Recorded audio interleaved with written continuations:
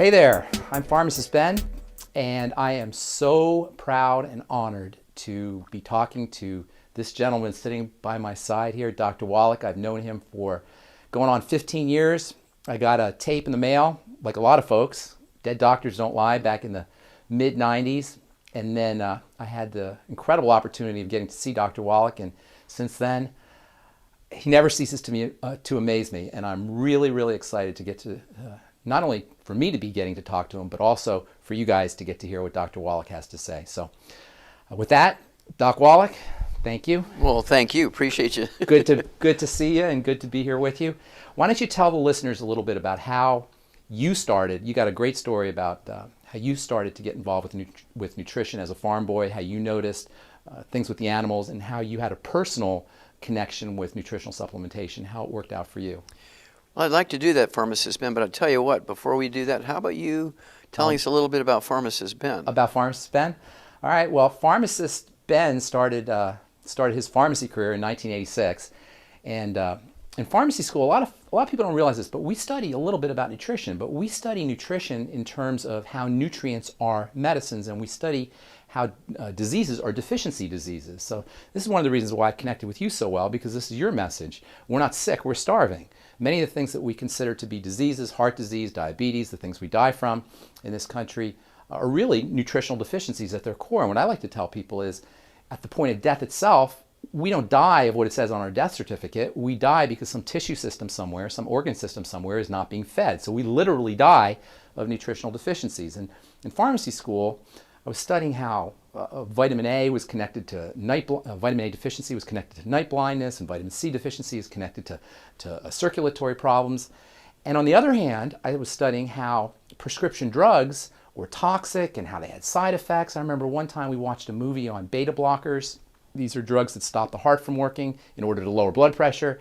And this was a movie put out by Ayers for their new drug Indoral, and it was going to revolutionize the hypertension business. And I remember the movie was an hour long, 15 minutes about how revolutionary their drug was, and 45 minutes was some guy reading the side effects of the new drug. 45 minutes, I'm telling you, reading the side effects. So I got the idea that we got a real big problem in this country in terms of healthcare. And the more I studied, the more I got into it, the more I realized that if we could just get nutrients in the hands of people, if we could just get people to start taking nutritional supplementation, we could do a lot of good. So I started practicing in my pharmacy using essential fatty acids to help people with their skin, essential fatty acids to help women with their menstrual cramps, B vitamins to help lower blood pressure, and lo and behold, as I'm sure you know, the results were tremendous. So from the get-go almost, I realized as a young pharmacist that we could be using nutritional supplements instead of using medicines, and we could be helping a heck of a lot more people, and we could be saving a lot of money on top of that. And then when I heard your message, I was all over it. I got that tape in the mail, Dead Doctors Don't Lie, and I was like, who is this guy? And I listened to it, and I listened to it, and I got to tell you, I stole some of your ideas, and I went out and I started talking to folks using some of your ideas. And then one day I was working out in the gym, and I met a guy, and we were talking. I said, you have to hear this tape, Dead Doctors Don't Lie. I said, oh my God, I know Dr. Wallach. And it turns out that this guy knew our mutual friend, Robert Snook. And long story short, he took me to one of your talks. I listened to one of your talks, and I was a believer and a follower. And that's how I got involved with longevity, and that's how I got involved with you. So in any case, now I want to talk about you. And your story is very interesting, how you started with nutritional supplementation. Now, I started, it was already the 1980s. So there were already people who were understanding that vitamin C and the B complex and essential fatty acids and minerals were very important. But when you were working with nutrients, we're talking about the 1940s, vitamins were only really discovered 20 years before by mainstream science. So for you to get on board, you had to be quite the visionary. I wonder if you could maybe tell the viewers a little bit about what went through your synapses to make you realize, hey, there's something out there that we could be using to help take care of what people are considering diseases, people are considering genetics, genetic maladies, people are considering birth defects, but really are nothing more than nutritional deficiencies. Well, it actually started when I was 4 years old. I had a disease that would be called today Tourette syndrome. They didn't have a name for it back then, but it's Tourette syndrome. and I had facial tics, and blink my eyes, and I'd get facial cramps, and it progressed. It got worse every year. By the time I was 9 years old, I'd go into a tetany and fall over, and my friends, my peers, my age group classmates would say I was possessed, and they could bump me around and give me a bear hug and cause me to go into this tetany. And so I started complaining to my mom, and she took me to an eye doctor for some reason, who's an MD eye doctor, and they examined me and said, can't find anything wrong with him, except he's got very long eyelashes, they're hitting his glasses, curling back and tickling his eyeballs. That's what's setting this off. They thought that was what, he tried to say that was causing the tetany. That's right. And so I'm 9 years old, and I'm not buying it. And I said, no, that can't be my eyelashes tickling my eyeballs. It's too much of a systemic problem. I didn't use the word systemic, but my whole body was affected, so I didn't believe it was just my eyes. So the next morning I went to the library in school, and I went and found a nurse's health handbook and looked for long eyelashes and eyelid twitches and that kind of stuff, and couldn't find anything. So I just went into the index and just started A, and I got down to cramps. I said, well, maybe it's a cramp, because I was playing sports and 9 years old, and I said, well, I've heard of leg cramps and things. And so I looked it up in the book, cramps, and so it was a calcium deficiency. Well, before the bus would pick me up to go to school every morning, I would feed our calves we were going to take to the auction this little bag full of alfalfa pellets, but it had a little analysis tag on it, and I'd read the analysis tag. It talked about protein and fiber and calcium. And so I went home that day after school, ran right to the barn, started eating these calf pellets. Tastes like sawdust, but hey, I had a problem. I was going to get rid of it. Next morning, I threw the Cheerios out to the chickens. I filled that cereal bowl up with the calf pellets, put milk on it. I did that for 3 days. By the third day, it was gone. Forever. Forever. Wow. And of course, I've been taking the 90 essential nutrients twice a day since I was 9 years old, 64 years. So what went through your head as a young boy when you're taking these things that are for the calves, and all of a sudden you're this movement disorder that must have been traumatic for you as a kid? Well, it was. What went through your head? You thought it was a miracle? Well, I thought it was one of those eureka moments, because I understood something that doctors didn't. I recognized immediately that doctors didn't know anything about nutrition when I was 9 years old. And I don't know if that was a divine appointment or what, but I do know that I realized then at 9 years of age that doctors really didn't know much about that sort of thing. And I didn't realize that I was going to get into it as a profession, but I knew that I could help myself and I could help my mom and my grandmom and that kind of stuff. And so I began to do more reading on nutrition, and I began to mix chicken food with the calf pellets and dog food, and I was making my own little meatloaf and things. And as a 9-year-old boy? As a 9-year-old boy. By the Wow. time I was 18, I really had it figured out, and went to agricultural school at the University of Missouri. Halfway through ag school, applied for veterinary school, got accepted, finished my ag degree. 2 years into my veterinary degree, actually found the first case of a mass die-off from pollution, got it written up in international journals and veterinary journals, and that started my path between nutrition and finding a mass die-off from pollution and actually get written it up. It was the first one in America. Okay, I want to hear about this mass die-off. That sounds interesting. Well, halfway through ag school, I applied for veterinary school. I was just, as a lark, I figured I'm going to start practicing, so when I graduate ag school, I'll apply and I'll know what I'm doing. Well, because I was working my way through school, feeding the university's beef herd and the dairy herd and milking the cows, the herdsman gave me very good recommendations, and so I got in as a sophomore ag student. They said, well, you really don't have to finish ag school if you don't want to, but I wanted to. So by the time I finished ag school, I'm a sophomore veterinary student, and now I'm a graduate student. Well, that just so happens in 1962, all the professors took off and left the graduate students in charge of all the services. And of course, pathology services, farmers would bring in dead animals, you had to find out what they died from and so on. Or you have to look at biopsies from surgery of small animals. Well, there's one day, this farmer brings in 50 lambs, and he says he had 500 lambs die the night before. They said, anybody else around? He said, no, it's just me. He said, I don't understand it. And so I started doing autopsies on him. As soon as I cut that first lamb open, I knew what it was, because the blood that came out onto the wool looked like chocolate milk, which is methemoglobin. Only it's methemoglobin. Methemoglobin. So it's it's an oxidized hemoglobin, a darkened hemoglobin? It looks exactly like chocolate milk. Wow. Instead of red or purple or black. And it's only caused by one thing, and that is nitrate poisoning. It's the only thing that will cause it. So I knew immediately it was a nitrate poisoning thing. So I said, did you use extra fertilizer in your crops? He said, no, I didn't. I said, well, I need a water sample, and I need some, bring it in tomorrow. And as I'm finishing the autopsies, every one of these lambs, instead of having thyroid glands the size of a lima bean, one lobe on each side, each one the size of a lima bean, each one was the size of a plum. And when you cut through it, instead of being like a beet, firm and crisp, when you cut through it, it was like blackberry jam. So it's like rotten and decaying. Yes, yes. And so I knew that these lambs, and every one of them had the same problem.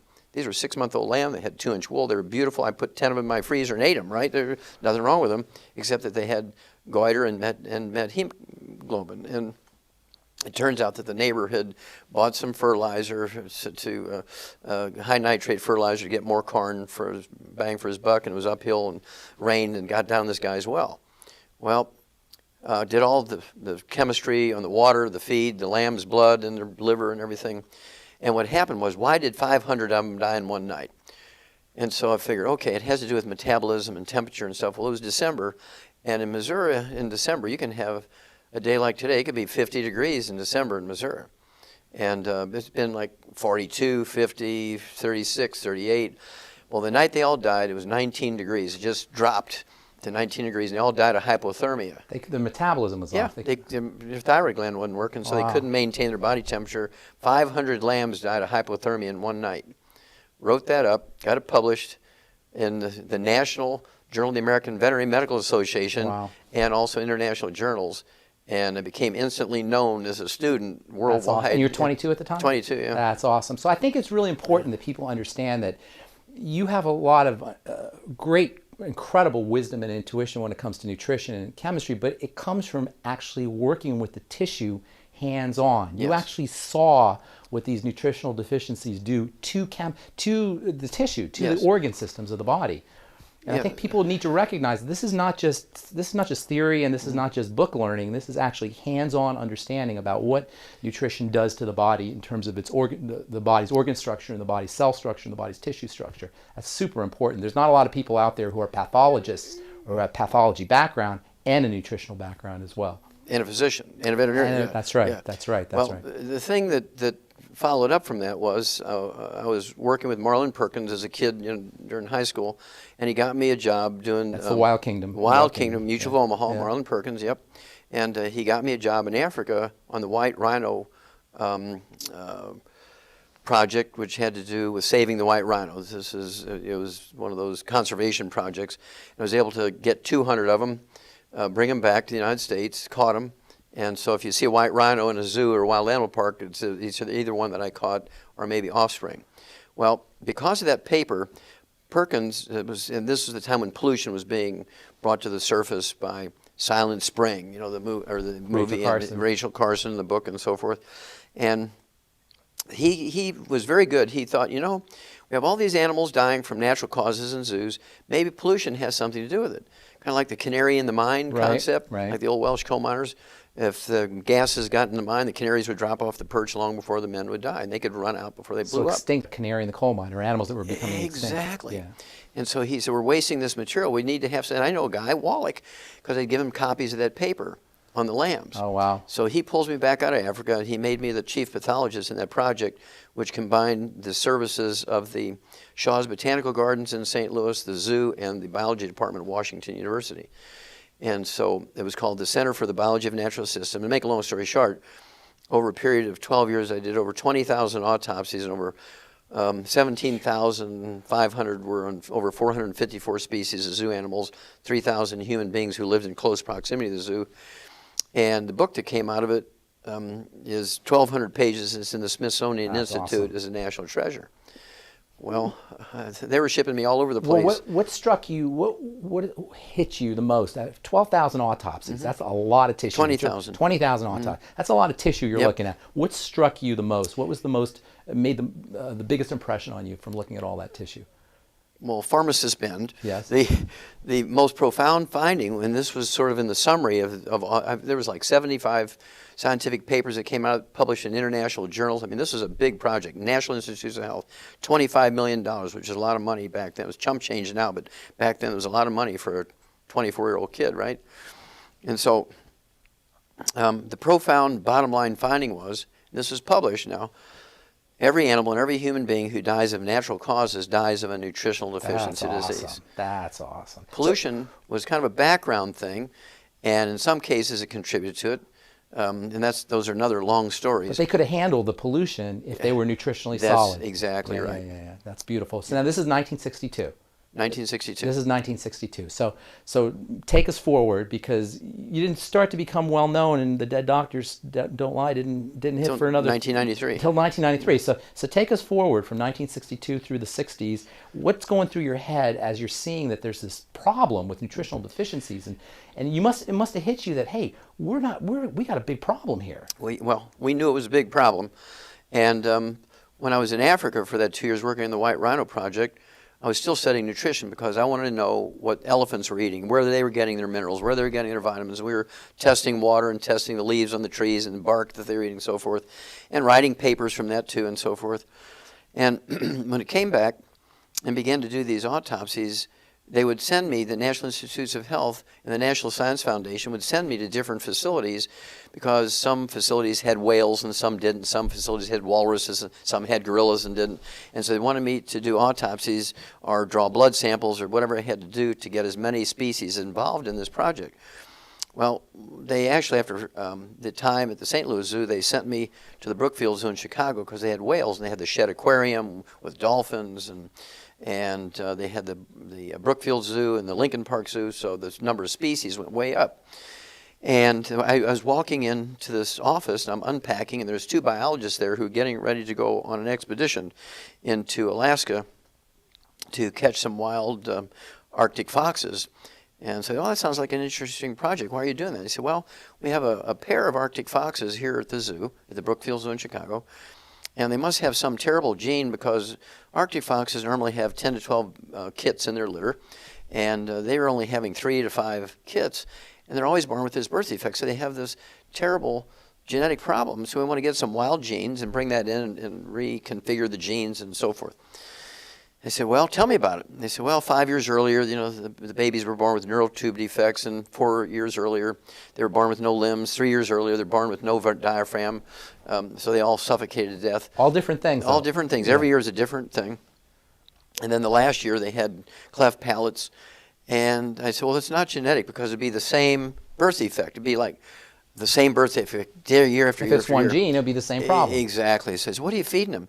Ground up horse meat. And I said, well, are you giving them any vitamins, minerals? No, because they're meat eaters. We just give them meat. And so I knew what the problem was right away. So I said, okay, I'll tell you what. Since your guys are leaving this week, why don't you get them off a display? They're imperfect. I played to their beliefs, right? So I said, they're imperfect specimens anyway. Give them to me. Let me kind of work on them and do some tests on them. And they were happy with that. They brought them up there. And when they left, I went to the grocery store and bought some dog food for toy dogs. And I gave it to the foxes. Within a couple of months, they had a normal litter of 12 babies. So I did the thing that a good farmer would do. I inbred them, right? I bred the mother to the sons, the father to the daughters, the brother to the sisters, and by doing that, I had 300 foxes very quickly. Right. And then I inbred them, and I inbred them. By the time 3 years went by, I had over a couple of thousand foxes. They were in the reptile house, the bird house, the administration healthy building. Foxes. They're all perfectly healthy, Yeah. Not a single defect in any of them, because they're all getting dog food, which is perfect. Well, I think what you're talking about here is so interesting, because this is the middle 60s now we're talking? This is the early 60s, yeah. Well, today, the cutting edge in science and in genetics is not genetics at all, it's epigenetics, correct? So what you were doing 30 years ago was epigenetics. Yes. I wonder if you could tell the folks a little bit about the whole idea of epigenetics, how epigenetics relates to genetics, and how nutrition relates to epigenetics. Well, you have to appreciate how the medical mind thinks, pharmacist Ben. You know this, being a pharmacist. But for our viewers here, the medical mind is that they get a theory and everything belongs to that theory. For instance, back in the days of the cavemen, there were witch doctors and shamans. Everything was caused by evil spirits. Right. And then there was alchemists, and it had to do with distillation, turning lead into gold, and all that kind of stuff, and sprinkling. If all you have is a hammer, everything looks like a nail, that kind of thing? Exactly. Yeah. And then it went into spontaneous generation, because they didn't know about germs yet, and they thought that life spontaneously generated from nothing. And then along came Van Leeuwenhoek, the Dutch. He was actually a spectacle maker, made eyeglasses, and he invented the microscope. Yeah, but he put two lenses instead of one lens for your right eye, one lens for your left eye. He put one lens on top of the other. A compound lens. made a compound microscope, and he looked at pond water. He sees all these little animals floating around. He writes it up. Well, Pasteur he's a guy who's working on wine, trying to keep it from going sour and going to vinegar. Yeah. And that's how he came up with pasteurization. Yeast. He was studying yeast. Yeah, he was studying yeast, exactly. And so once he learned that it was a living thing, he couldn't see it because he didn't have a microscope. Once he had a microscope, he could see the little yeast buds and budding and growing. So Pasteur was a contemporary. Oh, yeah, of Van Leeuwenhoek. Okay. Yep. And he immediately knew that spontaneous generation was not the thing. He knew things were caused by these germs. That's where the germ theory came from. And then, of course, he was the first one to actually practically make vaccines, although there was a medical doctor in England by the name of Jenner who was involved. Got a smallpox guy. Yeah, exactly. Yeah. And so when you had Pasteur, he took 25 sheep in the center of Paris. He set up pens, artificial pens or temporary pens. He had 25 sheep. For anthrax, he had 25 sheep. He didn't. He gave anthrax to all 50. And the ones that were vaccinated, 24 of them survived, and 1 died. And the ones that didn't have vaccinations, they all died. And so the press was there, and it was everybody agreed that he knew the answer to anthrax, and so the medical system couldn't argue with it because the press had already made it a fait accompli, right? And then comes along Mendel and Darwin, right? And Darwin's talking about how things evolve in the Galapagos Islands, and he'd see all these different finches, which are really the same species, but they had different colors and different beaks, but they're the same species. And that's because it took a little adaptation in each of the different islands to survive, the predators and things. That's where he came up with the theory of evolution, by watching the finches? Well, watching the finches. That's where he got that idea. And he knew there was something being passed on from one generation, because the ones who were successful had some adaptation, right? That was the word, adaptation. And the ones that couldn't adapt got eaten by the predators. This is the beginnings of the genetics theory. Yeah, there's something being passed on, some information passed on from parent to offspring. Exactly. And then here's Mendel, who's this monk, right? And he's growing peas, and he's studying peas, which the monks love to eat. And he was studying which he could get the best peas, and he learned that there was something being passed on. The color of the pea flowers, and whether they're wrinkled or smooth, or they're big or they're small, and he could pass on these traits. And so he talked about threads, and he knew that something was being passed on. He literally said threads? Mm-hmm. He said threads are being passed on, threads of life are being passed on, carrying information was his words. Wow. We're talking about in the early 1800s, yeah. And so that was the beginning of the genetic theory. Well, along comes people like Linus Pauling and Watson and Crick, and they were able to actually tell you the structure of a chromosome and so forth, and double helix, and how traits like eye color and skin color and hair color are being passed on, and so forth. Linus Pauling was in on the whole genetic thing as well. Well, he was the first. He was actually the first one. He was actually cheated.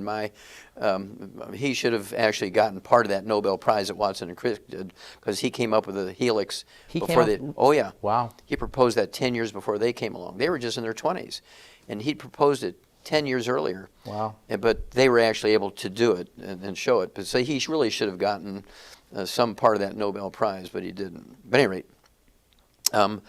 Then along comes all the genome thing, right? So suddenly now genetics is going to solve everything. Right. They're just every time they have a new theory, it solves everything. Right.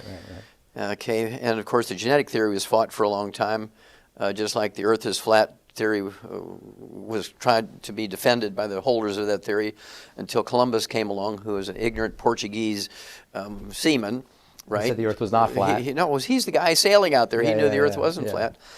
And so it comes down to perceptions and what you know and so forth. They were limited.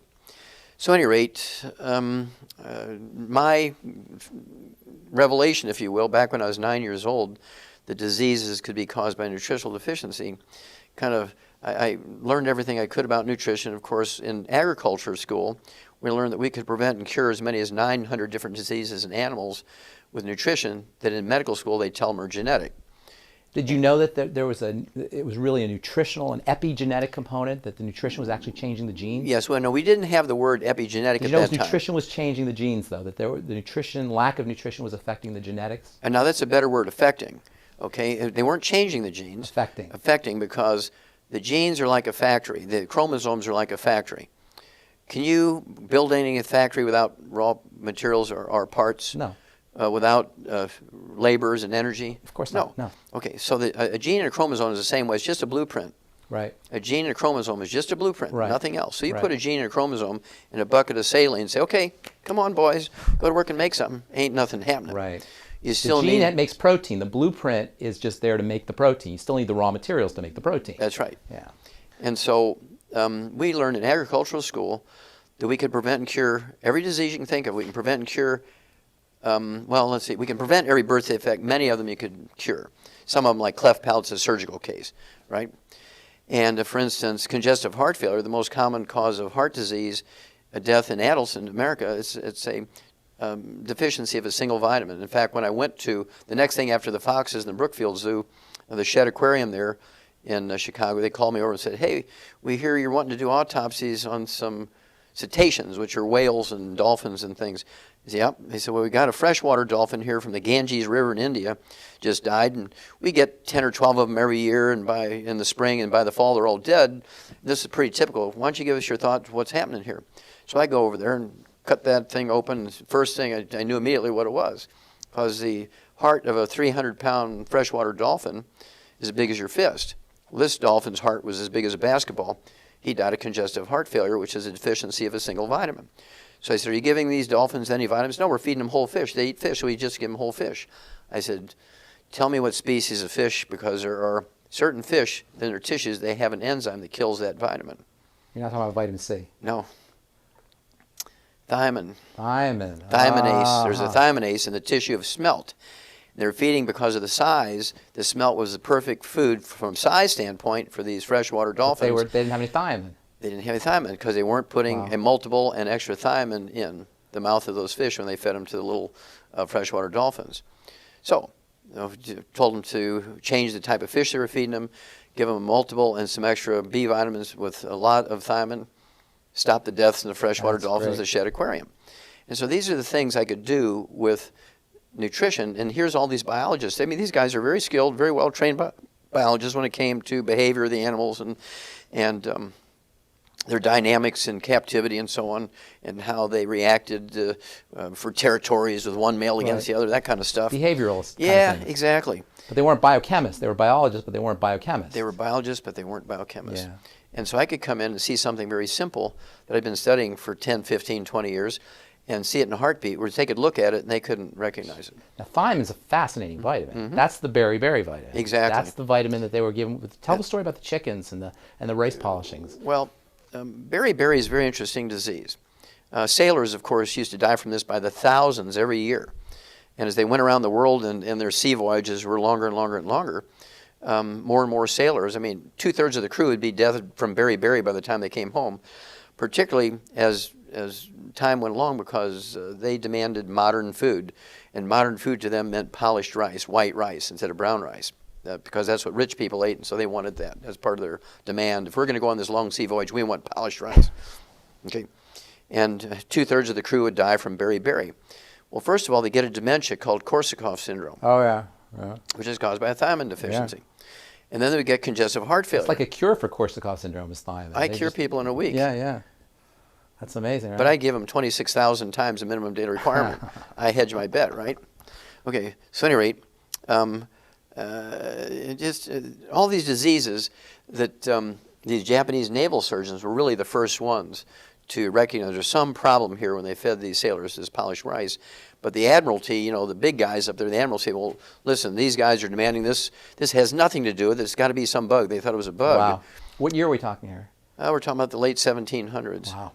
Okay, in the 18th century. And Europeans get the credit for discovering it, but it was really these Japanese naval surgeons. It was a Polish chemist. Kaiser Funk. Yeah. Who came was his name, yeah. But, well, he actually identified it. But before that, the Japanese naval surgeons... They knew there was something in there. They knew there was something in the bran of the rice, in the brown covering, the hull on the rice could prevent and reverse that disease. And they would all die of congestive heart failure, but they would all go crazy. They'd lose their minds, Korsakoff syndrome, before they died of congestive heart failure. People who drink alcohol, that deactivates thiamine somehow. Well, sure. Well, alcohol is a liquid sugar, and it makes Thiamine's used for metabolizing the alcohol. And so when you take in sugar or alcohol, Yeah. it makes a deficiency worse. Talk about ADD maybe. How about B1 deficiency, subclinical B1 deficiency for kids who have ADD? They're eating sugar. Maybe they don't need Ritalin. Maybe they need something like thiamine. Or how about subclinical issues? You know, we talk about the big things like congestive heart failure and beriberi. But what are the impacts of subclinical thiamine deficiency, where maybe they're just not getting enough thiamine? What are the impacts on our kids? And okay, well, that's a good one. Let's talk about ADD, ADHD, autism. Back when I was a kid, there was no such thing as those things, right? In the year 1980. In 1980, it was 1 out of 150,000 kids had autism. In the year 2000, it's 1 out of 150. Today, it's 1 out of 88 is the new. It just came out last week. wow, 1 out of 88 now has autism. wow, And basically, when I was a kid, all 4 of my grandparents were from Eastern Europe. They were beet farmers and beef farmers. And so for breakfast, I would have cheese and beets and beef and eggs and... no Cheerios? No cornflakes? No, not when I was a little baby, no. And we didn't have those types of diseases. Well, here comes now, 20 years later, kids are being fed on these box cereals full of processed carbohydrates with sugar on it, and they're getting apple juice. Right. How can you build a brain, which is 2/3 by weight, 75% by weight, is cholesterol and good fats? Okay, and so now all they're getting is carbohydrates and sugar, and they're going crazy. Right. So not only are they deficient, but it's costing them nutrients to process all that stuff. Exactly. So it makes the nutritional deficiencies worse. Even worse, right? Right. And so simply, I take kids that haven't spoken in 11 years. You start feeding them eggs, you get them on the 90 essential nutrients, which is what we feed animals, the 90 essential nutrients, 60 minerals, 16 vitamins, 12 essential amino acids, 3 essential fatty acids. And after 11 years of not speaking, I have kids who can read the Bible out loud in churches. That's awesome. And you know what, Doc, I say this on my radio show all the time. I say, you're going to think it's a miracle, but it's not a miracle. This is the way the body works, because you give the body what it needs and it will respond. This amazing system, this amazing divine system.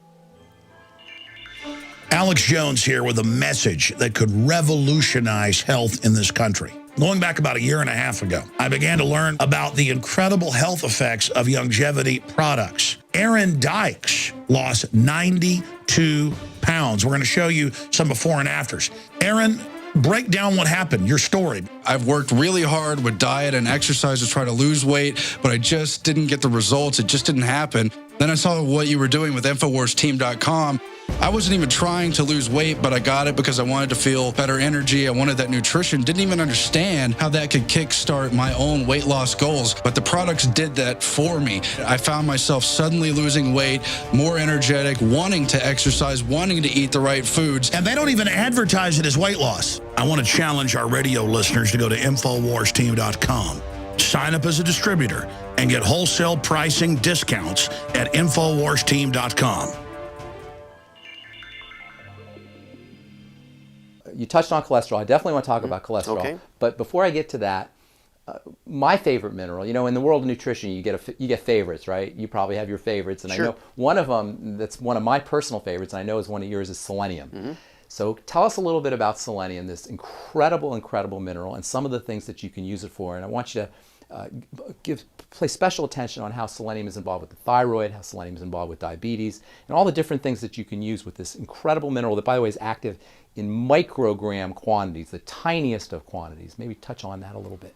Okay, as you say, selenium is one of those wonderful trace minerals, which is an essential nutrient. We need it. We can't live without it. And it has many functions. It's a structural mineral when it comes to chromosomes, right? Epigenetics, we'll get into that, right?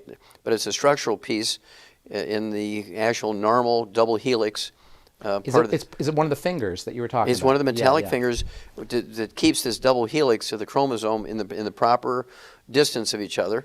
There's a little strut there. In the middle of these struts, there's all these different minerals, and selenium is one of them. Wow. So the helix itself is an incredibly organized structure, and every little component of it is key. The distance that the nucleotides are from each other, all of that is tightly regulated, and minerals like selenium are involved in making sure that this structure stays intact. That's what the fingers are. Exactly. And when you have a deficiency of selenium, many things happen. In the biochemical level, you can't recycle glutathione, which is one of the most potent antioxidants made by the body. The most, maybe. And it's used to protect you from cancer and fend off inflammation in your arteries so you don't get clogged arteries and that kind of stuff. But if you don't have enough selenium, you use one molecule of glutathione and it sort of deactivates. But when you have selenium, you can recycle that one molecule of glutathione 1,000 times. That's awesome. That's very awesome. And then it protects your brain from MS. When you have MS, you have a terrible, terrible selenium deficiency because it allows the free radical damage to the myelin, the white matter of the brain again, and you get these lesions in the brain about the size of a lima bean that cause MS. So supplementing with selenium Can prevent or reverse MS. Wow. Along with the 90 essential nutrients. It can't not by itself. That's right. So 200 micrograms to 400 micrograms? Well, I like to be a little heavy-handed. 600? I like to be a little heavy-handed. 800? A milligram, yeah. A milligram? 1,000 micrograms. Yeah. Okay. When you have these diseases, you need to use a bigger hammer, right? Okay. HIV. You can prevent HIV from mutating to AIDS by supplementing with selenium. Wow. 1 milligram a day. What's the difference between Arthur Ashe, the great black tennis player, and Magic Johnson, the great black basketball player? One is dead, one's alive. Yeah. One's supplementing with selenium, one didn't. Is that that's what Magic Johnson's doing? Oh, that's interesting. Now, how about just a common cold or just like flus and that kind of thing? I'm getting there. Okay. I'm getting there. It's very good. You're on top of it. All right. But I also, it's one of the things that's, they actually discovered, Dr. Gerhard Strauser, a grand man, he's the guy who discovered that selenium is an essential nutrient back in 1957. They didn't consider it essential back then. No, they considered it poison. Yeah, exactly. Right, They thought it was a poison. Even medical doctors today still think it's a poison. Yeah. But it actually was discovered to be an essential nutrient. And the disease he was looking at was liver necrosis, the death of your liver. If you survived death of your liver, you got cirrhosis of the liver, right? And this is all caused by not drinking, because 99% of the people who get liver cirrhosis never took a drink of alcohol in their life. Right. It's a selenium deficiency. Wow. I get people off the liver transplant list all the time. Wow. And that's a big problem today, non-alcoholic fatty liver disease. That's a huge problem. Fatty liver, primary sclerosing cholangitis, liver cirrhosis. Yeah. I've had people, pharmacists, who've had 32 liver operations at Harvard Medical School. Their livers are the size of an Oreo cookie and I rebuild them in 2 months to a normal liver, just using the 90 essential nutrients and extra selenium. Right. Okay. And then there's cataracts are caused by selenium deficiency and free radical damage, eating fried foods, free radical damage to the lens of the eye and no selenium to protect it. And then you get cardiomyopathy, heart disease. I've done Keyshawn syndrome. Keyshawn syndrome, That's right. I've done 1,200 autopsies on kids under the age of 10 in Keyshawn province, China. 1,200 autopsies. Nobody else has ever done that. They're all deficient. They're all deficient in selenium. And partially because of our work there in China, every school kid, when you go to kindergarten, they get a multiple and a capsule of selenium. We've wiped out cardiomyopathy, heart disease in children in China. That's awesome. Is that awesome? That's awesome. Now, isn't there an animal correlate to this Keyshawn syndrome, selenium deficiency? Yes. Is sheep?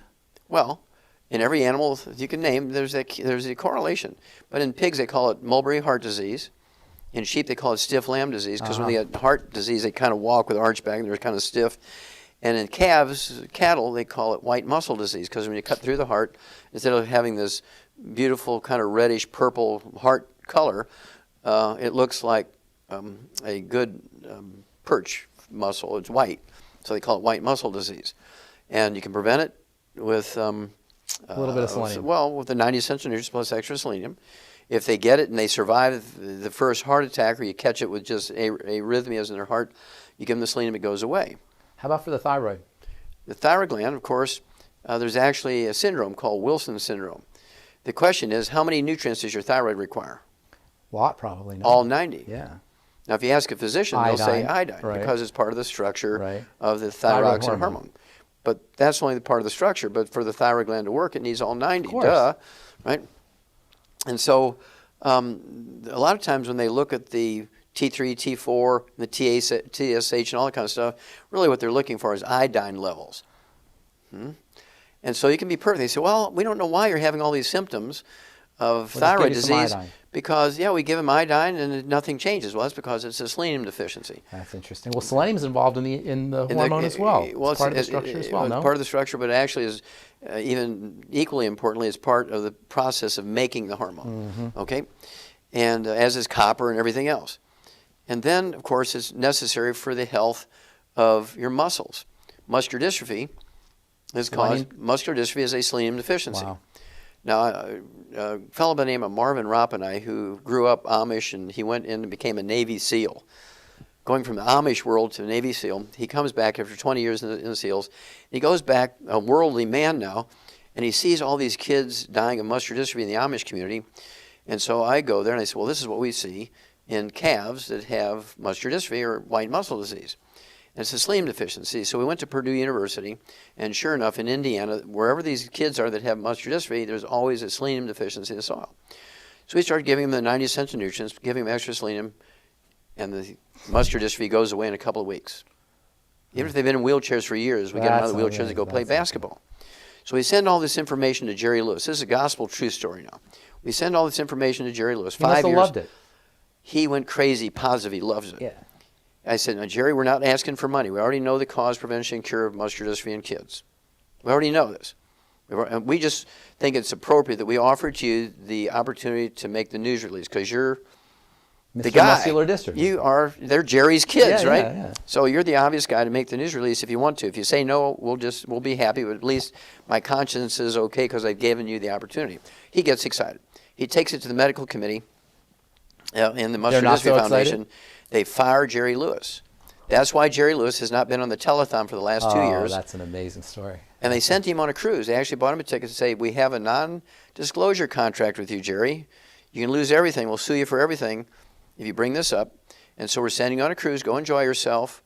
And don't bring it up again. We want you away from here when we're having this telethon this year because everybody's going to say, well, where's Jerry? For the last cruise. It's over with. That's a great story. And so they fired Jerry Lewis because we discovered the cause, prevention, and cure of, and I knew what it was for a long time, but until Marvin Ropp came back from being a Navy SEAL and introduced me to the Amish community, I didn't have access to those kids. So selenium for muscular dystrophy. But I think your point's well taken that you have to have the entire mighty 90. These things are specific for disease states, but the entire milieu of the body has to be nutriated. That's right, because everything kind of works together. Yeah. And if you have to have the metabolism to be able to repair yourself. You have to have the metabolism to operate just in life. And so to think you can cherry pick one nutrient, this is one of the bad things the medical system does. Allopathic nutrition, I call it. Yes. Where you just use a nutrient like it's one kind of drug, one kind of disease. Exactly, using a nutrient as a drug. Yeah. Instead of using the whole. I liken it to Grandma's recipe for an angel food cake, for instance. And she dies and she leaves her secret recipe to her favorite granddaughter, right? But the granddaughter doesn't like some of the ingredients. She said, I really don't like eggs because of cholesterol theory, right? It's not going to be the same cake. And so you leave the eggs out, and all you get is a angel food crepe. Yeah. You don't get angel food cake. Right, because all the ingredients work together. Exactly. And the Mighty 90 works together the same way. Yeah. All right, so there's so many things I want to talk about, but I don't think any conversation with Dr. Wallach would be complete without talking about colloidal minerals. Okay. Okay. And first of all, there seems to be a lot of misunderstanding. People don't really understand what exactly a colloidal mineral is. And I think it makes sense that there be misunderstandings. You know, Albert Einstein and some of the great physicists, they studied colloidal solutions, colloidal suspensions. They were so fascinated with how these things work and how they interact with the water and the electrical nature of all that. Why don't you tell folks, first of all, tell folks how you discovered the power of colloidal minerals and exactly what are colloidal minerals and why are they so special and so effective? Okay, well, thank you, pharmacist Ben. Back again in the late 80s, I was working with some of the alternative cancer hospitals in Mexico. They invited me to come do some things with them. And that's a long story how I got there, but that's another time. But at any rate, one of the problems I had was getting all the nutrients that people needed because most people wouldn't eat calf pellets and dog food and things like that, right? Right. And so I had to find a way because in human supplies, it was very difficult to get things. And so I needed a source of some really weird trace elements and rare earths, okay, like gallium, ytterbium, yttrium, neodymium, praseodymium. Which the body needs. You get disease if you don't have them. Most doctors, you ask them about those ytterbium deficiencies. Rare earth, europium. Yeah, you ask them about those things, doctors look at you like a deer in the headlight. They've never heard of them, right? And so I was looking for those things. Well, here at one of these alternative cancer hospitals is a little gallon glass jug, and it says, take an ounce of this with every meal. And I tasted, woo, it kind of shrunk wrap your lips over your teeth. It was very tart. Right, minerals. Yep. And so I said, what is this? He said, well, it's this stuff that comes out of the mountains and it has all these different minerals in it. So I took it to Dr. Schrauser, University of California. I said, analyze it. And it had 77 minerals in it, including all these really weird trace minerals and rare earths. Exactly what I was looking for. To make this, as what's turned out now, to be the Alex pack, right? Right. You got it? Right. But that was back in 1985. I had been looking for something, but it was so expensive. It would have all the you were looking for something that would have all those trace minerals. And the rare earths. And if we were to put it together one by one by one, it would cost $1,000 an hour to take that stuff, right? And so it's too expensive. So here's a natural source. Wow. And it had everything in there in optimal amounts. I mean, I really got excited because I said, now I've got the tool that I can bring this to the general public, right? Wow. Well, a colloid is actually a mineral that's in suspension rather than in solution. So it doesn't dissolve, it hangs. It hangs in there. Now, how does that do that? You've heard of Brownian movement, Sure. right? Well, all these particles are the same charge, and so they repel each other. And so they stay in suspension by their own energy because they're repelling each other like little magnets. That's awesome. Isn't that awesome? Yeah. And So this is a highly electrically charged solution. That's right. It's like a magnetic solution. But they're all the same charge. Right. That's the secret. They're all the same charge. Right. They're That's all, how they're repelling. Yeah, that's right. Brownian movement, and they knew about that for a long time, but you're talking about one nutrient, one mineral, but here's one with 77 minerals in there. Wow. And there's this, it's almost like a liquid alloy of 77 minerals. Wow. And for instance, if you take a solution, a liter of a solution, you can maximize whatever you can get in there. You get 985 or 989 milligrams. That's all you can get into a solution. There's only so much room in between the water molecules. Now in the suspension, I can get 36,000 milligrams. How do you do that? Kidneys, right? I can get 36,000 milligrams. Well, when you taste that, that'll shred the enamel off your teeth. It's so acid. So I had to cut it down to 19,000 milligrams. But now we're getting up into the dosage rates, so you don't have to drink 7 gallons a day. I had to concentrate it down. I mean, all these little mechanical factors I had to deal with, I had to concentrate it enough to where a human being could take a couple ounces and get enough. Nobody's going to drink 7 gallons a day to get enough, right? But these are highly concentrated suspensions. Yes, but I had to concentrate them more. Wow. Right, see? And so this is perfect for me because I could get 19,000 milligrams in a liter, I could get 600 milligrams in an ounce. That's amazing. That's amazing, right? That's amazing. And so, but in a solution, I could only get 30 milligrams. And so what accounts for that difference then? Well, in a suspension, it doesn't matter how much room there is between the water molecules because these guys are in there keeping each other in suspension all the time. They never settle out. They're self-suspending. They're self-suspending. They never settle out. Wow. It's a perpetual motion machine. So when you're actually drinking an electrical energy, you're drinking magnetism. Of sorts, yeah. So you're drinking a magnetic solution. So Yes. Would you say that the effect on the body is it amps up the magnetic energy of the body? Well, if you look at the heart, for instance, which is an electrical thing, right. When people start getting palpitations, they are having an electrical conduction problem. So you give them selenium in a colloidal form, problem solved. Wow. Okay, and so it's that simple. But at any rate, then I was able to make liquids. Of course, I think I'm considered the father of liquid supplementation at that level. And the initial product we had was just what we called plant minerals. I remember that. Yeah, 77 plant minerals, which contain all 60 essential minerals in optimal amounts, 1 ounce per 100 pounds of body weight. And most people are deficient in minerals, so just taking those minerals made an enormous positive difference in people's lives. And then people were saying, well, what multiple do I take with it? So I had to come up with a multiple. And then you think it's tricky to add all the vitamins and amino acids and things to it. Now I tried adding the fatty acid, turned it into soap. I'm sure. It became a solid. You can't add fatty acid stuff. But it's a miracle that you could add all that other stuff in there. That's some amazing formulations. And let me tell you something.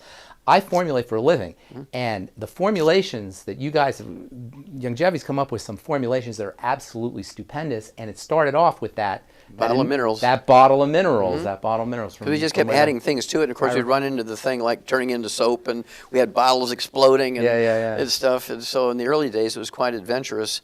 And then of course right now we have in the Alex pack, which you can buy by itself or part of the Alex pack. I like the Alex because you got a complete thing. is the Beyond Tangerine. It has 245 nutrients in That's it. a stupendous product. That's a Isn't that wild? Stupendous product. It has 300 milligrams of these minerals per serving. It has lots of B vitamins. Well, mega doses. Mega doses, yeah. right. And then it has 115 super juices. This is not, we're not talking about a V8 here. Right. We're talking or a V115. That's amazing. V115. Yeah, V115, not V8. Right? Yeah, not V8. Plus 1,000 milligrams of vitamin C, Yeah. plus copper, plus selenium. Well, plus all 60 plus essential. is there glucosamine? I think. Yes, in there there as well? is. No, that's an amazing product. If people don't do anything but that, they're going to notice dramatic results. Oh, huge. And of course, kids like it because it tastes good. Tastes great. And then for absorption, that's another thing. You know, in pharmacy school, we study delivery. That's one of the main things we study is delivery. And they tell you, if you want to deliver things in the body, and you don't want to use a suppository, and you don't want to use an injection, drink the stuff. And that was actually, in addition to the colloidal minerals, the nature of the colloids, the fact that it was in a way you could drink it, and you would get instant absorption is so important because people have digestive problems. Everybody has digestive problems. Bypassing digestive problems with liquids. Go ahead. Well, I'll answer that question in a second. But what we did was even, I thought, more fun. We take these colloids, which in themselves are very absorbable, right? And then we tremendously absorbable. Very absorbable compared to even solutions. And so then we turn it into a coffee crystal type technology. Now talk about that. Well, coffee crystals are not actually like you're making an instant drink, okay? Because what we did was turn it into a brewed thing that has all these juices and vitamins and minerals and amino acids in it. We made these huge solutions, and then we freeze dried it, and they turned into crystals.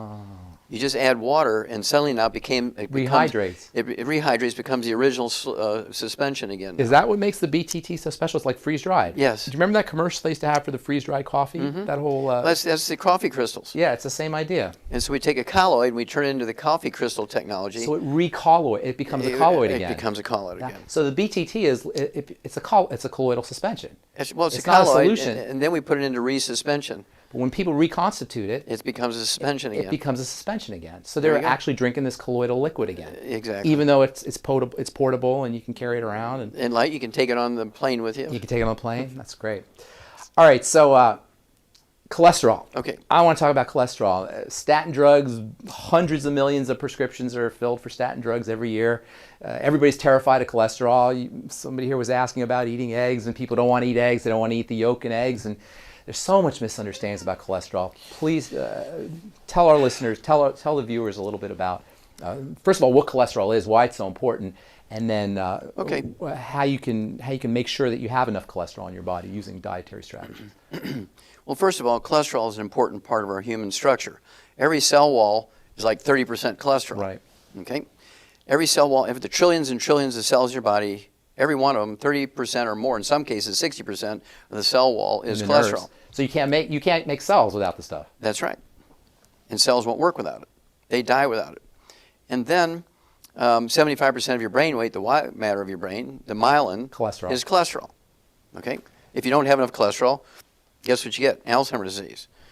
It's a physician-caused disease for lowering our cholesterol. Then you can't make sex hormones. Testosterone, estrogen, progesterone, and adrenal hormones are all steroid hormones. 95% by weight is cholesterol. Vitamin D3 is cholesterol. 7-hydroxy-25 cholesterol, right? Right. It's cortisol, stress hormone. Exactly. So aldosterone, adrenal hormones, all these things are cholesterol. So you don't have enough cholesterol, you get erectile dysfunction, you get menopause, you get adrenal exhaustion, you get Alzheimer's disease. All of it. All of it. How can this beautiful chemical, this beautiful molecule be so demonized in our culture? It's amazing to me. Well, here's why. Because again, biologists don't know anything about chemistry, right?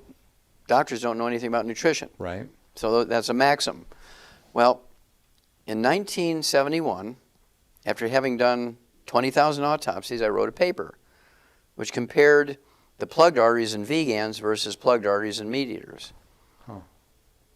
Looking at this cholesterol theory, right? So the vegans are eating grains? Well, grains, vegetables, fruits, and nuts. Right. And guess who had the worst clogged arteries? Vegans. Right. Because of There's the no oils. cholesterol in meat. Well, there was a little bit of cholesterol in the scarring of the arteries, and that's why in their brains they thought it was a cholesterol. But there was turbulence in there, and the body's putting cholesterol in there trying to smooth it out. You know, like these nonstick pans. The body's response was to throw cholesterol at it, trying to smooth out the turbulence. Now, when people eat meat, is there cholesterol in steak? Is there actually Of course. cholesterol molecule, even after it's cooked and after it's processed? As long as you don't burn it. Okay, now, but here's the beauty of that study. 1971, 20,000 autopsies, they come out, and this is published in an international Danish pathology journal, Active Pathology, translated into 6 languages. This went around. Millions of doctors, millions of pathologists all over the world read this. Now, they all laughed at me because they're saying, well, Wallach must be sniffing glue because cholesterol causes heart disease. Well, guess what? Where were vegans getting their cholesterol? They're not eating meat. They're not eating eggs. They're making it. The oils in the grains are oxidizing because they were stored improperly. So now... And then they stir fry in extra virgin olive oil. You turn those oils into trans fatty acids and heterocyclic amines, right? Right. By heating them. They eat a lot of salad dressings. So where's the cholesterol coming from? From the body makes a little bit as a sort of, again, a protective device? Protective device, kind of like this nonstick pan again, right? Okay, but it came from your own body so making it's upregulating the body's manufacturing system of cholesterol. Yeah, but it's infinitesimally small. It wasn't even a factor. But they picked, that's the only strange thing that was in there, right? And so they picked that out for some reason. And they came up with these statin drugs to lower cholesterol. Well, here comes now, 41 years later,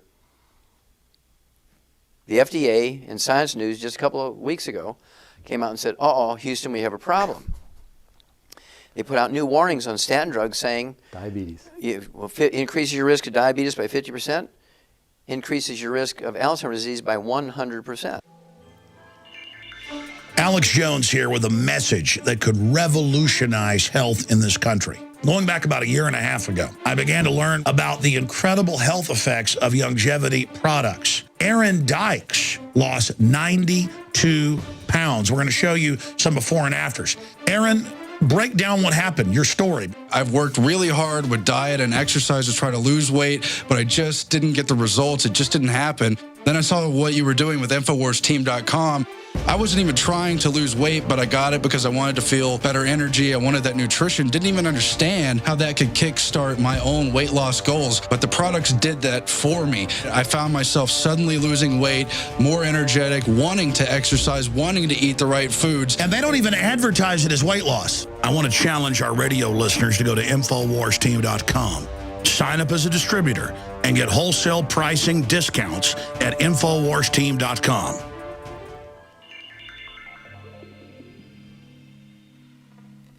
The FDA in Science News just a couple of weeks ago came out and said, uh-oh, Houston, we have a problem.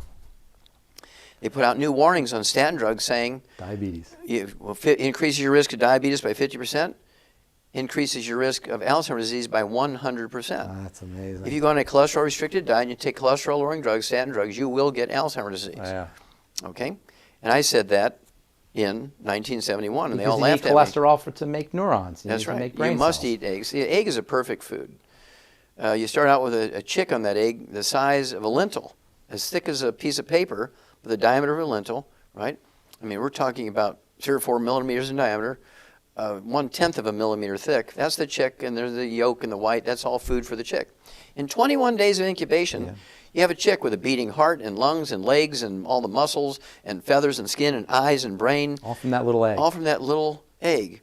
And so it's a perfect food. Yeah. And so if you want to keep your brains, you want to have a great sex life, you want to you want to have your adrenal glands are happy, you don't want to have menopause, you don't want erectile dysfunction, you better be eating 6 to 10 to 12. I eat a minimum of 8 eggs a day. I try for 12 every day. Where else can you get? What other foods would you recommend? Eat the chicken skin, throw the chicken away. Just don't eat it fried, okay? You can eat... Fish skin? Yeah, you get a little bit of cholesterol actually in salmon, in the fat underneath the salmon skin. You can get it from red meat. You can get it from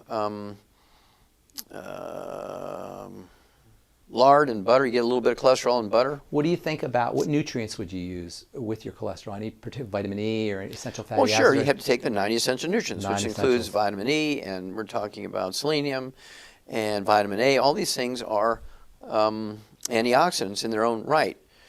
Now, vitamin A, why did they call it vitamin A? Because it was the first one discovered. When it was discovered over 4,000 years ago by the Egyptians, they could get rid of night blindness, which we know is caused by vitamin A deficiency, by giving people extracts of liver. They'd squeeze liver, get the juice out of the liver, give it to you, and night blindness would go away. Vitamin A is a stupendously important vitamin as well. How about for the immune system, vitamin A for the immune system? Of course, because it's an antioxidant. Yeah. It helps protect you from free radicals and also helps your immune system fight against organisms, transmitted organisms like bacteria and viruses and fungus and yeast and all kinds of stuff. So every one of the 90 essential nutrients is important. They're called essential nutrients. They're not optional nutrients. The word essential, that's what that means. Now, real quick, I wonder if you could touch upon the digestive system. We got 80 million Americans with digestive problems. 1 out of 3 Americans is dealing with some kind of digestive issue. When we know with liquid nutrients, you can bypass a lot of that. But what would you recommend for folks in terms of not essential nutrients necessarily, but accessory nutrients that people can use to support digestive wellness? Okay, well, first of all, the old theory used to be you are what you eat, right? Right. That's not right. It's what you absorb. You are what you absorb. Very good. You are what you absorb. Right. And so when you pick the right number, when you said 30% of Americans have a terrible digestive problem, Mayo Clinic came out in 2009 and said 30% of Americans have gluten intolerance.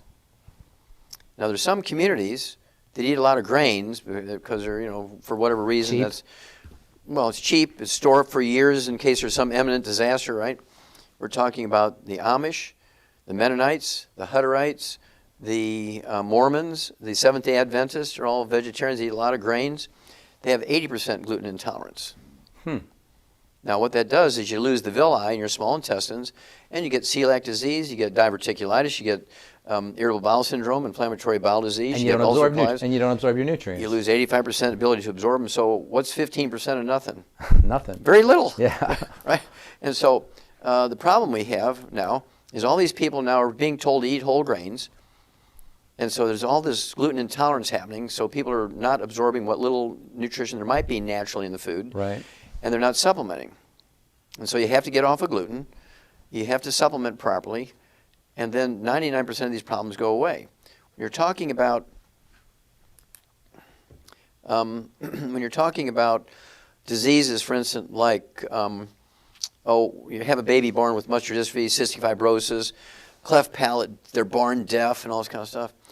Invariably, the mother will be gluten intolerant because what little nutrients are in the food, she can't absorb them very efficiently. So she's got a malnourished fetus. She's got a malnourished fetus. Wow. It's not genetic. Oh, yeah, it's malnourishment. Malnourishment. But here's the thing that gives doctors a little bit of hope that their theory is correct. Gluten intolerance is passed on through cord blood or breast milk. It's not genetic, but the glutens are passed on the allergens. Well, they're not even allergens. It's not an allergy. It's an intolerance. So in other words, the proteins, the peptides are passed through in the milk, and the baby becomes intolerant to it as well. Yes, exactly. Now here's the deal. Nobody's allergic to poison ivy because there's no pollen involved. Nobody eats it for salads. But everybody is intolerant of it. Now you rub poison ivy on yourself, you don't get an allergic reaction. You don't get an immune reaction. You have a contact dermatitis. Right. The same thing when you eat gluten and you have a gluten intolerance, you don't get an allergic reaction. You get a contact. It's a mechanical issue. Would you say it's a mechanical? It's a chemical irritant. You get a contact enteritis. Okay. So it's not necessarily an allergic reaction. It is not an allergic reaction. It's still an immune reaction. No. It's not even an immune reaction. Is it mechanical? It's a chemical irritant. So gluten is an irritant. Oh yeah, it's a contact enteritis. Bakers will get it too. There's baker's dermatitis. Well, yeah, exactly the same thing. Same idea. And so what you do is you get these people on gluten-free diets. Their asthma goes away in 2 weeks. It's amazing. And you have a woman who's had 3 kids in a row with muscular dystrophy. You put her on a gluten-free diet. You give her the 90 essential nutrients appropriate for her body weight. You throw in some extra selenium. She'll never have another child with muscular dystrophy. She can have 10 more kids, but none of them will have muscular dystrophy because it's not genetic. That's amazing. Now, are there other things in grains aside from gluten? Gluten gets all the press, but there's other things as well. Are there other proteins, other peptides? Well, sure, there are allergens. You can get a wheat allergy, but it's not necessary to be gluten intolerant. Is grain a problematic food, in your opinion? Yes, it is, because human beings were never designed to eat grain. Yeah. Now, the animals that do very well with grain are ruminants. They have extra stomachs. They have 4 stomachs. Yeah. So if we had 4 stomachs, maybe we'd be able to eat that. Well, we'd be able to eat grain. Yeah. We have a single stomach, and we don't have the capacity to handle grains like an antelope and a buffalo, a buffalo and horses and cattle and sheep and goats and all these animals with 4 stomachs, when you look around the world, other than one-celled animals, the 4-stomach animals are the most universal form. They're everywhere, on every continent, every place. There's more species of ruminant animals than there are elephants. So our digestive system just isn't designed to eat these kinds of things. That's right. Isn't that interesting? You know about Jared Diamond, right? Mm-hmm. He wrote a paper called Agriculture was the worst thing that ever happened to us in human history, something along those lines. But the idea being that we're not supposed to be eating these kinds of foods. Germs, guns, and... Guns, germs, and steel. Yeah. But the idea is that we're not supposed to be eating these kinds of foods. What about gluten-free? What about gluten-free flours and gluten-free grains? What's your take on those? Well, gluten-free grains are what? We're talking about millet. Yeah. Buckwheat, which is not wheat. Quinoa. Quinoa, and you're looking at rice. You ever hear the old macrobiotic diet?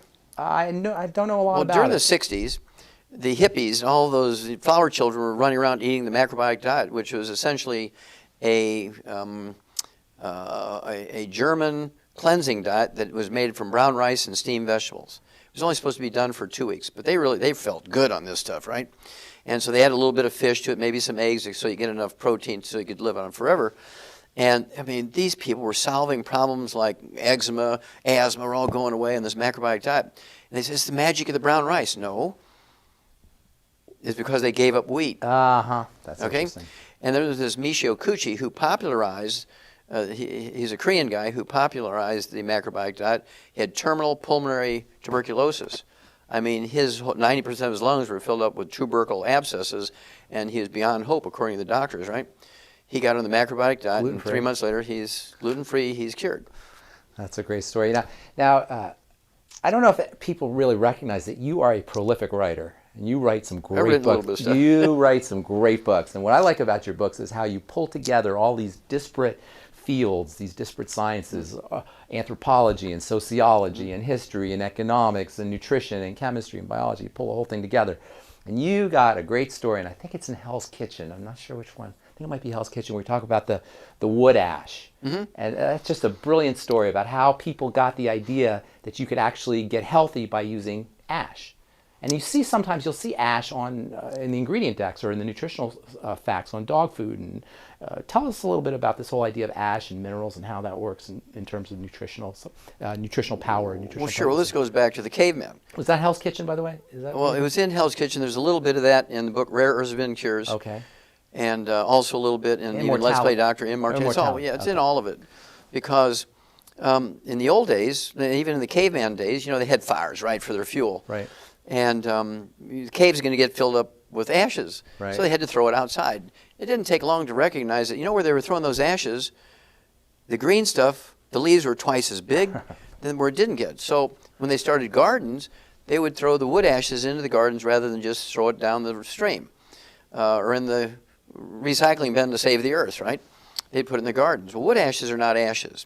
Wood ashes are really the minerals that the tree had sucked up out of the ground.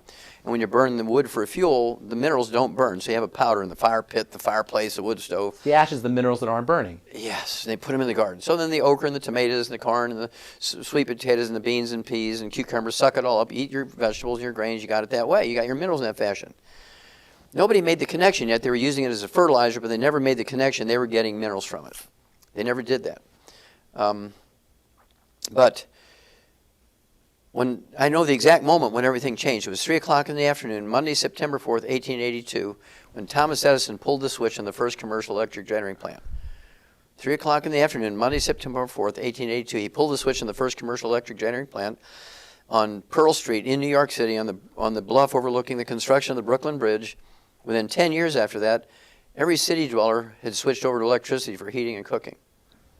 So how many wood ashes? They didn't need any more wood ash. No, they needed them, but how many wood ashes were left over when you cooked and heated with electricity? Nothing. Zero. So what did they do to replace all those minerals they'd been getting for thousands of years?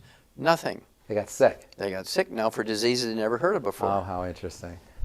So with electricity. Yeah, it just displaced were our source of minerals. That's interesting. It was sort of a change of just like right now, you can't hardly find a payphone in an airport because of cell phones have replaced it.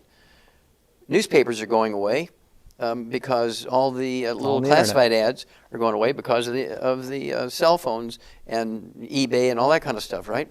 So is the Postal Service going away because of email. Yeah. Okay, well, the same thing happened when you had the electric stove come along. There's no ash anymore. No ash anymore. But they didn't make up the difference. Nobody knew to make up the difference. And so wood ash has been, when you look at the top, and this is where the book Immortality comes in, we looked at the top 20 longevity cultures on Earth. We did it through National Geographic. We read 60 years worth of National Geographics because we knew we'd have to spend millions of dollars of our personal money and years and years and years. And then people would say, well, Wallach, we don't believe this one, and we'd argue about that one. So we took everything from the National Geographic, give them plenty of credit and so forth. We used their pick of the top 20 longevity cultures. We have 40 times 100-year-olds. They have 100-year-old per 250 population. We have 100-year-old per 10,000. Wow. Okay. Which cultures? Well, we were talking about things like Sardinians, the Nicoyans in the Pacific coast to Costa Rica, really weird places you never heard, Okinawans, right? And so the Hunzas up on the Pakistani border with China. Lake Titicaca. The Titicacas and that kind of stuff. It was really, really weird. All top 20 longevity cultures are third world cultures. They're illiterate. They have no doctors, no medical system. They have no utilities. Glacier milk. What do they have? Well, I thought that's what it was in the beginning, but the universal thing that they picked was they all use wood for fuel. Oh. And by dumb luck, pharmacists, Ben, by dumb luck, when you look at the agricultural schools at the universities in the countries in which these cultures exist, actual analysis of the land that they grew their food on, and they got the trees that they use for wood for fuel, they had 60 minerals in their soil. By dumb luck. By dumb luck. Yeah. That's great.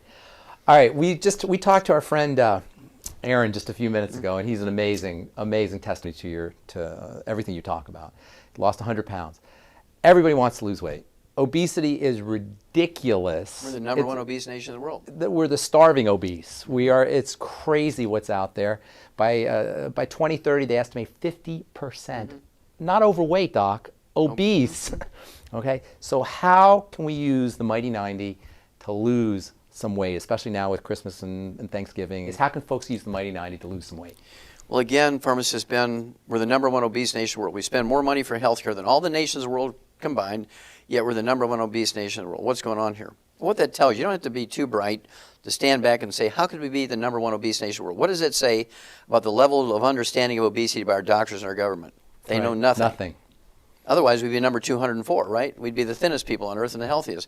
But we're number one obesity because they know nothing about obesity. In their theory, you know what I'm saying? In their theory, obesity is caused from lack of exercise and a disease of excess. You're eating too much. Right. Because they think that we're like an oven. They think if you eat carbohydrates at only 4.5 calories. Calories in, calories out. Exactly, 4.5 calories per gram as opposed to 9 calories per gram for fat. You can't buy fat. It's fat-free, low fat, no fat. Right, but we're still fat. We're still obese. Okay, and that's because it is not a disease of excess and it's not a disease of lack of exercise. When you're obese or even overweight, it's a disease of deficiency. You're deficient in a couple of minerals. So obesity is actually a deficiency disease? Yes, okay. Obesity deficiency is a disease of a couple of minerals. All right. And the symptom of the deficiency of these couple of minerals is the munchies. Ah, so you can cure the munchies by using these? Oh, yeah. Uh-huh. So what are the minerals? Well, I won't tell you yet. Because if I tell everybody, what I want them to do is get that book, Hell's Kitchen, and read the whole story. Okay, so it's just a couple of minerals that will take care of the munchies. Well, there's two minerals. If you have those deficient those two minerals, you're going to be one of these people who weigh 600, 800, 1,200 pounds. But any mineral deficiency, not vitamin, you can be deficient in all the vitamins you want and you won't gain weight. Huh, it's mineral deficiency. It's a mineral deficiency. In horses, it's called cribbing. They chew on the fence. Right. How about pica? Is that what pica is? Pica. Pica, yeah. Mm-hmm. And little kids will eat dirt and stuff like that. Mm-hmm. Yep. Yeah. It's because of a mineral deficiency. Huh. Only. So when people have the munchies, their body's wisdom is let's go get some minerals, and they're trying to find these minerals. You're driving you to eat something to find the minerals. Yeah. Okay. So using the Mighty 90 and using these minerals will take care of the munchies and take care of the weight loss. Suddenly now, if you just get on the Alex pack, take the 90 essential nutrients, right, you'll lose 10, 15, 20 pounds in a month. We see this all the time. Yeah, without even thinking. Yeah. Because suddenly now, your portions are automatically get smaller because you're tired of throwing food away. Yeah. And you're not going to eat between meals. You'll take some snacks and think, I'm I don't even know why I took this. I'm not even really that hungry, but out of habit, you're doing it. And it doesn't take you long to figure out I don't need to do this anymore. So dieting isn't even hard. Once you get the nutrients that you need. I wouldn't even use that term. Yeah. What I would do is talk about portion control as opposed to dieting. Right. Because you don't even have to think about portion control, because when the pica and the munchies goes away, portion control is just sort of self-regulating, right? Now, to speed it up, we actually have what we call the Slender FX Weight Management System, which has a meal replacer in it, which is 80 calories and no sugar, so it's great for diabetics who need to lose weight. It's only 80 calories. You could have 2 of those meals a day. I like to throw in a couple of eggs and make it with water. You're only going to get like a 250 calorie meal, so 2 of those is 500 calories. You can have a 300 or 500 calorie meal. You're down below 1,000 calories. And you have all your nutrients. You have all your nutrients, right? Because you're still going to take your 90 essential nutrients. You're going to take your Alex pack, even though you've cut your calories, your portion control is way down here, but you're still taking your 90 essential nutrients, and you're going to lose weight. We see it all the time. In fact, that's the most dramatic example of how powerful this stuff is the weight loss. Yes. And the weight loss shouldn't even necessarily be the target of what you're looking for. That's like It just happens. It just happens. Yes. It happens on its own. Now, if somebody needs to lose 25, 50, 75, 100 pounds or more, then we throw in what we call ASAP. I like to add ASAP. Yeah. ASAP is an acronym for as slim as possible. Right. But I like to say ASAP because it's as slim as possible, as soon as possible. Yeah. Now, exactly. And so what I like to do, if you need to lose 50 pounds or less, you put 1 dropper full under your tongue of this liquid. What it is, it's amino acids, which is the raw material for your pituitary to make certain hormones. Like growth hormone. No, like HC. Oh, okay, all right. Yeah. And so don't tell anybody. I won't say anything about that. It's a very important hormone, though. Yeah. And so instead of going and getting prescription injections, you do this yourself. Right. And you're going to lose, a quarter of a pound, half a pound, 2 pounds a day, depending on how you are with that portion control piece, right? And just like you said, Aaron lost 100 pounds. We have thousands of people every month. I see it. It's amazing. Yeah. It's absolutely amazing. And I see it around the world. People are just, this product's going around the world now. Yeah.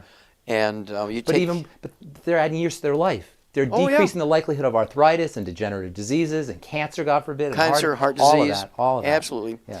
And it's a combination of the 90 essential nutrients. The Alex pack is a combination of the super juices that's in the BTT, the Beyond Tangerine, 115 super juices, antioxidants fending off the bad guys. Magnesium. Well, it's all in there. Yeah. Well, the OsteoFX Plus, we haven't even talked about that one. That's a wonderful product. It's part of the Alex pack. Yeah. It's all in there. And so at any rate, obesity goes away very quickly.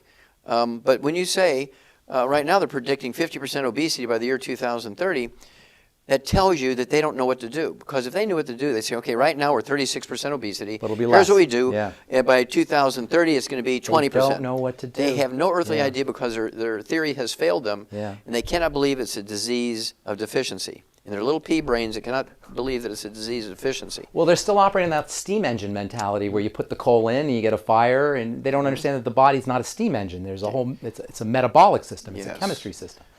Okay, now, the spin-off of that, of course, they say that people who are obese, they have a higher rate of diabetes. Yep.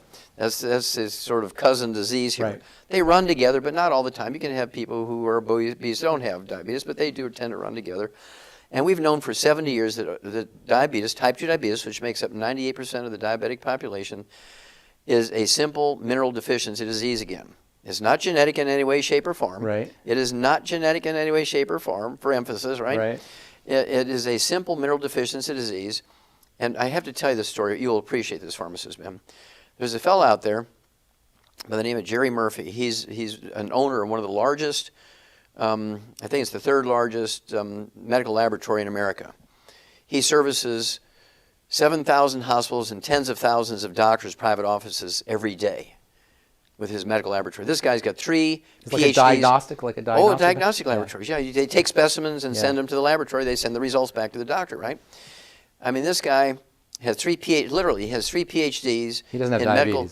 Oh, yeah. He had terrible brittle diabetes. I mean, his blood sugar is off the chart, even with injectable insulin. And he knows about all this stuff. Well, he has access to the finest endocrinologists, the cutting edge of research on what you do for diabetes, all the drugs.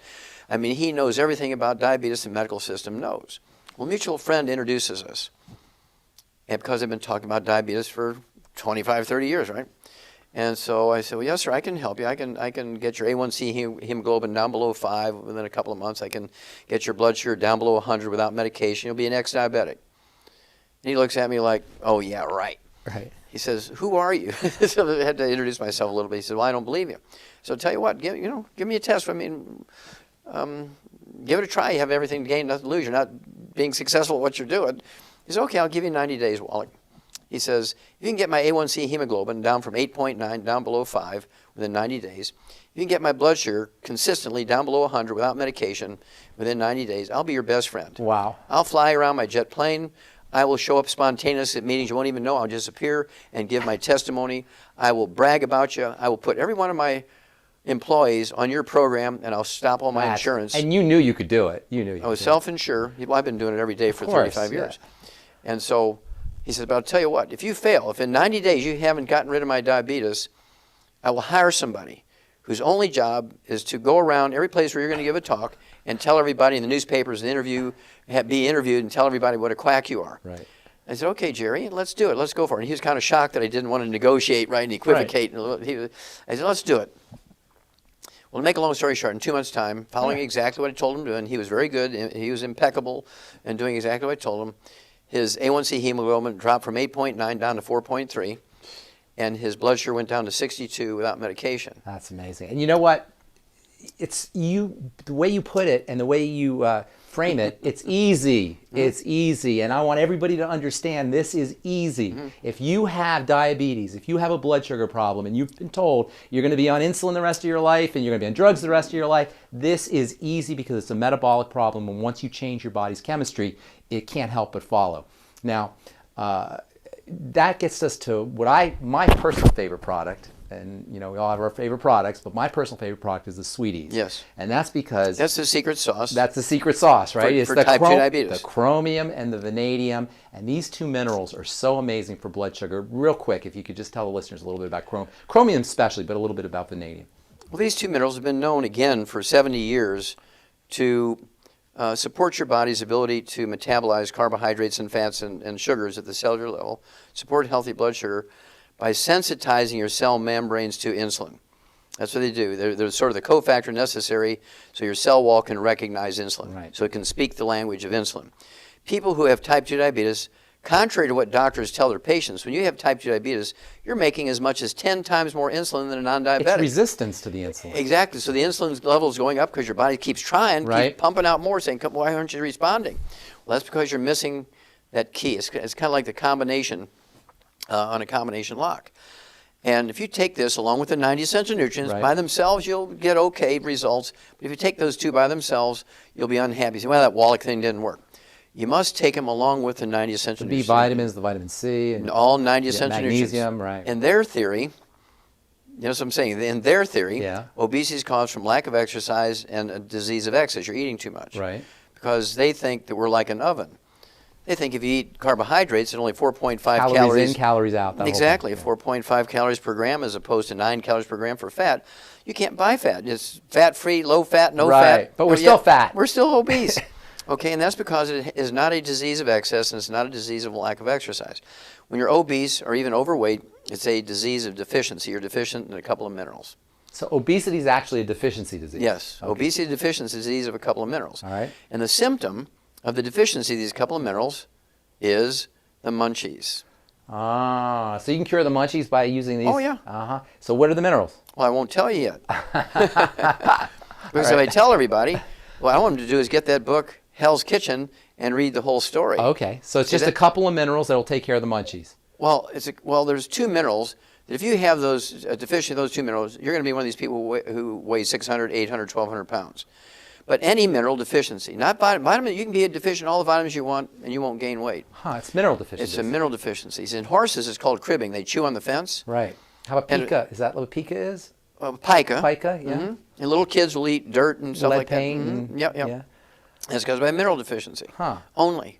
So when people have the munchies, their body's wisdom is let's go get some minerals, and they're trying to find these minerals. You're driving you to eat something to find the minerals. Yeah. Okay. So using the Mighty 90 and using these minerals will take care of the munchies and take care of the weight loss. Suddenly now, if you just get on the Alex Pack, take the 90 essential nutrients, you'll lose 10, 15, 20 pounds in a month. We see this all the time. Yeah, without even thinking. Yeah. Because suddenly now your portions are automatically get smaller because Yeah. you're tired of throwing food away. Yeah. And you're not going to eat between meals. You'll take some snacks and think, I don't even know why I took this. I'm not even really that hungry, but out of habit, you're doing it. And it doesn't take you long to figure out I don't need to do this anymore. So dieting isn't even hard. Once you get the nutrients that you need. I wouldn't even use that term. Yeah. What I would do is talk about portion control as opposed to dieting. Right. Because you don't even have to think about portion control, because when the pica and the munchies goes away, portion control is just sort of self-regulating, right? Now, to speed it up, we actually have what we call the Slender FX Weight Management System, which has a meal replacer in it, which is 80 calories and no sugar, so it's great for diabetics who need to lose weight. It's only 80 calories. You could have 2 of those meals a day. I like to throw in a couple of eggs and make it with water. You're only going to get like a 250 calorie meal, so 2 of those is 500 calories. You're going to have a 300 or 500 calorie meal. You're down below 1,000 calories. And you have all your nutrients. You have all your nutrients, right? Because you're still going to take your 90 essential nutrients. You're going to take your Alex pack, even though you've cut your calories, your portion control is way down here, but you're still taking your 90 essential nutrients, and you're going to lose weight. We see it all the time. In fact, that's the most dramatic example of how powerful this stuff is the weight loss. Yes. And the weight loss shouldn't even necessarily be the target of what you're looking for. That's like It just happens. It just happens. Yes. It happens on its own. Now, if somebody needs to lose 25, 50, 75, 100 pounds or more, then we throw in what we call ASAP. I like to add ASAP. Yeah. ASAP is an acronym for as slim as possible. Right. But I like to say ASAP because it's as slim as possible, as soon as possible. Yeah. Now, exactly.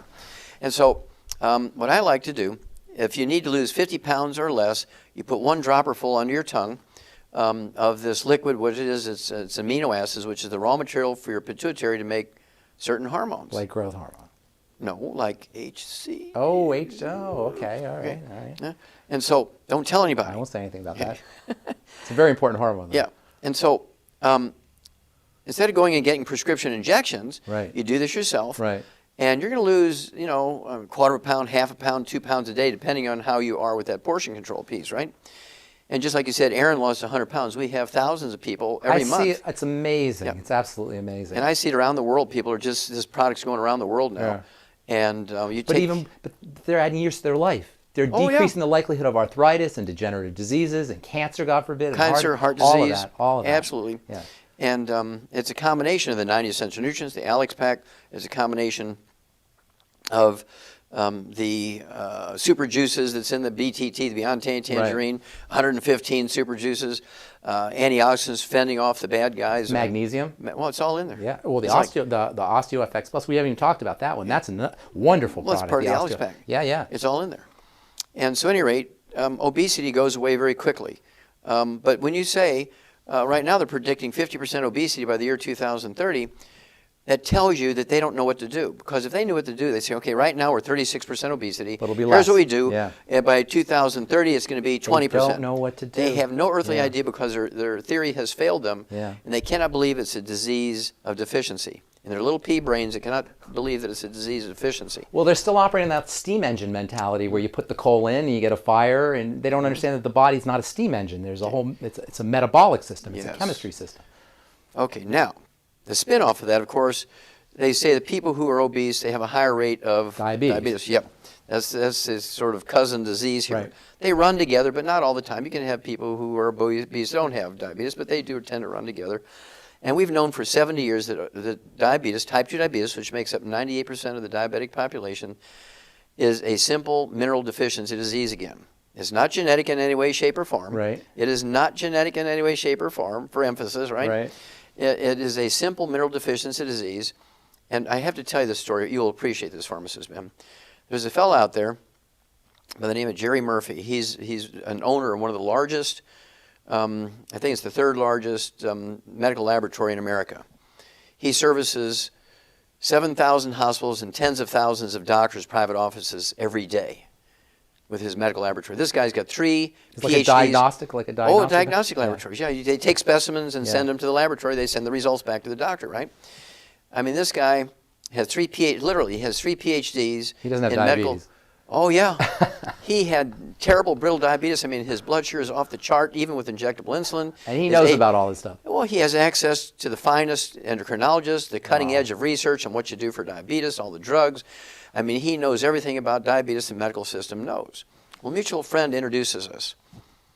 And because I've been talking about diabetes for 25, 30 years, right? And so I said, well, yes, sir, I can help you. I can get your A1C hemoglobin down below 5 within a couple of months. I can get your blood sugar down below 100 without medication. You'll be an ex-diabetic. And he looks at me like, oh, yeah, right. Right. He says, who are you? So I had to introduce myself a little bit. He said, well, I don't believe you. So tell you what, give me a test. I mean, give it a try. You have everything to gain, nothing to lose. You're not being successful at what you're doing. He said, okay, I'll give you 90 days, Wallach. He says, if you can get my A1C hemoglobin down from 8.9 down below 5 within 90 days, if you can get my blood sugar consistently down below 100 without medication within 90 days, I'll be your best friend. Wow. I'll fly around my jet plane. I will show up spontaneous at meetings you won't even know. I'll just appear and give my testimony. I will brag about you. I will put every one of my employees on your program, and I'll stop all my insurance. And you knew you could do it. You knew you I was self-insured. Well, I've been doing it every day for 35 years. And so he said, but I'll tell you what, if you fail, if in 90 days you haven't gotten rid of my diabetes, I will hire somebody whose only job is to go around every place where you're going to give a talk and tell everybody in the newspapers, be interviewed and tell everybody what a quack you are. Right. I said, okay, Jerry, let's do it. Let's go for it. And he was kind of shocked that I didn't want to negotiate, right, and equivocate. Right. I said, let's do it. Well, to make a long story short, in 2 months' time, following exactly what I told him to do, and he was very good, he was impeccable in doing exactly what I told him, his A1C hemoglobin dropped from 8.9 down to 4.3, and his blood sugar went down to 62 without medication. That's amazing. And you know what? It's the way you put it and the way you frame it, it's easy. It's easy. And I want everybody to understand this is easy. If you have diabetes, if you have a blood sugar problem, and you've been told you're going to be on insulin the rest of your life and you're going to be on drugs the rest of your life, this is easy because it's a metabolic problem. And once you change your body's chemistry, it can't help but follow. Now, that gets us to my personal favorite product. And, we all have our favorite products, but my personal favorite product is the Sweeties. Yes. And that's because... That's the secret sauce. That's the secret sauce, right? It's for type 2 diabetes. The chromium and the vanadium. And these two minerals are so amazing for blood sugar. Real quick, if you could just tell the listeners a little bit about chromium especially, but a little bit about vanadium. Well, these two minerals have been known, again, for 70 years to support your body's ability to metabolize carbohydrates and fats and sugars at the cellular level, support healthy blood sugar, by sensitizing your cell membranes to insulin. That's what they do. They're sort of the cofactor necessary so your cell wall can recognize insulin, right. So it can speak the language of insulin. People who have type 2 diabetes, contrary to what doctors tell their patients, when you have type 2 diabetes, you're making as much as 10 times more insulin than a non-diabetic. It's resistance to the insulin. Exactly. So the insulin level is going up because your body keeps trying, keeps pumping out more, saying, why aren't you responding? Well, that's because you're missing that key. It's kind of like the combination on a combination lock. And if you take this along with the 90 essential nutrients, by themselves you'll get okay results. But if you take those two by themselves, you'll be unhappy. You say, well, that Wallach thing didn't work. You must take them along with the 90 essential nutrients. The B vitamins, the vitamin C. And all 90 essential nutrients. Magnesium, right. All the amino acids, everything. You cannot do it in an isolated way. That's right. Okay? I don't want people to get the impression they can just take those two minerals and their diabetes is going to go away. No. Those are the secret sauce that goes along with the basic program, and then it will work every time. There's actually a component in the body called the glucose tolerance factor, which chromium and I think vanadium might be part of. Are part of that glucose tolerance factor. But then it's something your body puts together when you have those nutrients, right? Just like your bones. What's the secret sauce for bones? Well, minerals, including phosphorus and calcium not just calcium. Magnesium. Well, no, your bones require all 90 essential nutrients. 90 essential exactly. nutrients. So if you just take calcium, you'll still get osteoporosis and fractures and arthritis. That's such an important point. You can't say that enough. It is the entire spectrum of essential nutrients, and that's why the term the Mighty 90 is so important. It's not just one nutrient. As important as chromium is, and as important as vanadium is, and as important as calcium is, it's the entire spectrum of nutrients that you need. You cannot make an angel food cake with McCormick's liquid vanilla extract by itself. Right. You can get an angel food crepe, as you said. Well, you wouldn't even get a crepe with just the extract, right? But we can make a town diabetes free in 60 days. Isn't that amazing? We Diabetes is probably one of the easiest things to Yes. one of the easiest things to reverse. And you know what's interesting is you could be a hero so fast when you get people like this guy you're talking about, Jerry. You can be a hero so fast simply by putting people on these kinds of essential nutrients. And how much death and destruction and just nightmares does something like diabetes cause in this country? Well, next to obesity is the biggest single cost factor in medicine today. 1/3 of Americans, 30% of Americans have type 2 diabetes. And how many pre-diabetics? Well, that's scary, isn't it? Right? Another 1/3. Right? So you're talking 2/3 of a country that spends more money than any other All nations combined. combined, right? We spend more money than any other country in the history of the planet All nations combined, not any country. All nations. ever in history, and we are the sickest culture in the history That's of the right. planet. And something as simple as supplementing with nutrition, making sure that you're eating correctly, Staying away from the bad things. staying away from the bad things can make such a huge difference. It's been such an honor to talk to you. I can't even tell you, Doc Wallach. Thank you. Thank you so much. appreciate it. Thank you for, not just for me, but thank you on behalf of everybody that you've touched and everybody whose lives you've improved, everybody whose lives you've changed. You're just an amazing, amazing, amazing human being, and it's a pleasure. Well, I and appreciate you, honor. Pharmacist Thank Suspended. I really appreciate you because 15 years ago Don't you tell came about to my me. pants. Don't tell. You came to me and you said, I really want to learn from you how to use nutrition to help my patients and people I know, and you kept your word, and I'm very proud of you for that. Thank you. I appreciate it. Well, that's all the time we have for today.